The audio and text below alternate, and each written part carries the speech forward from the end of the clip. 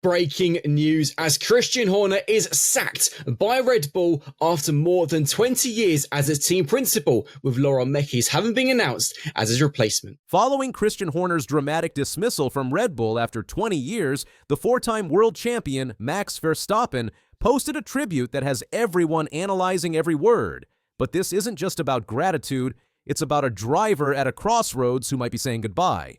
The timing couldn't be more significant. Red Bull sits fourth in the Constructors' Championship at their lowest ebb in years. Multiple high-profile departures have left the team in what experts describe as a crisis.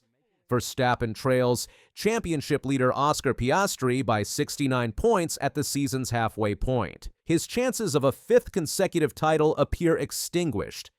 Yet Verstappen's response to Horner's exit revealed something deeper. Posting on X, he wrote, "From my first race win to 4 world championships, we have shared incredible successes, winning memorable races and breaking countless records.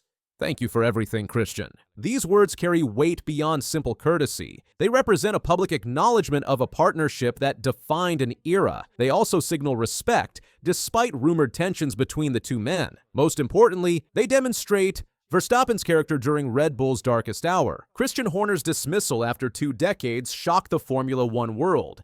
The team announced the decision Wednesday following a remarkable decline in performance. Red Bull's fall to 4th place prompted immediate management changes.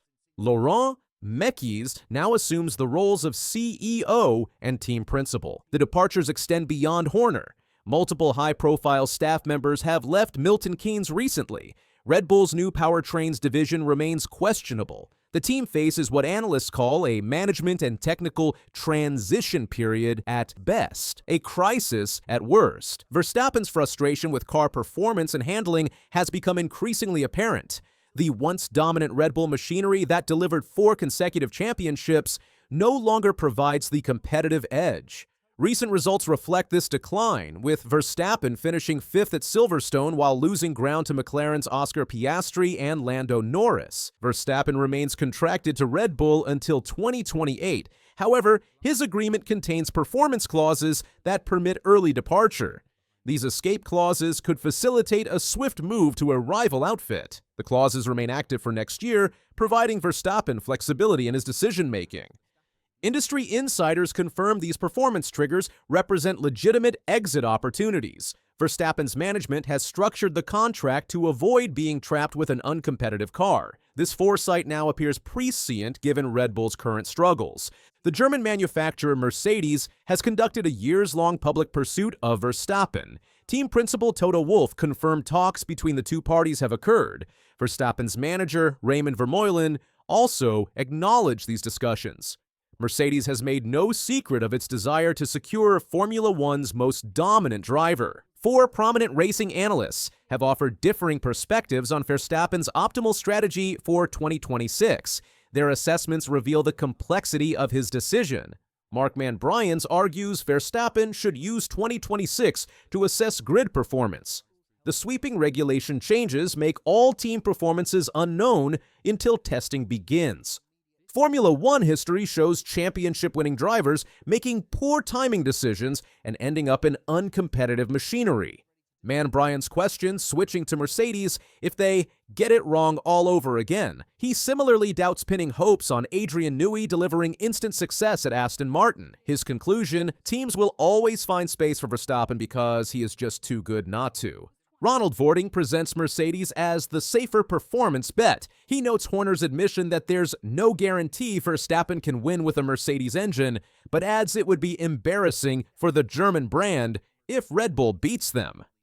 Vording believes it's very unlikely for a newcomer to beat Mercedes straight away. However, Vording acknowledges the political complexity. With Horner gone and Helmut Marko remaining, Red Bull may have created an environment the Verstappens prefer. This creates tension between personal loyalty and sporting ambition. Stuart Codling advocates patience until 2027. He argues Verstappen has time on his side and risks poor timing, similar to Fernando Alonso, who secured only 2 world championships despite his talent. Codling notes Mercedes' serial failures in the ground effect era have tarnished their 7 consecutive championship memory. Philip Clearen emphasizes that performance represents the only legitimate reason for Verstappen to change teams. He warns that nobody knows what 2026 will bring, making patience the wisest course. Clearin highlights a crucial risk. Mercedes would likely demand a long-term contract, making future exits more difficult than Verstappen's current situation. Former Formula One driver Ralf Schumacher provides the most direct assessment of Verstappen's thinking. Schumacher confidently states Verstappen remains strongly considering a Red Bull exit despite Horner's departure. Max, of course, wants to stay at Red Bull if possible. That's where it all started, and he owes a lot to Red Bull, Schumacher told Sky Germany. But this valley that Red Bull is going through now will last for some time, I fear. Schumacher predicts Red Bull's struggles will continue for 2 to 3 years, following historical Formula One patterns.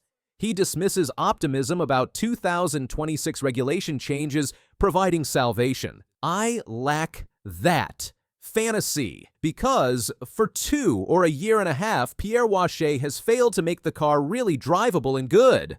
The criticism of technical director Pierre Wache represents significant insider knowledge. Schumacher's assessment suggests fundamental problems with Red Bull's technical approach extend beyond recent performance dips.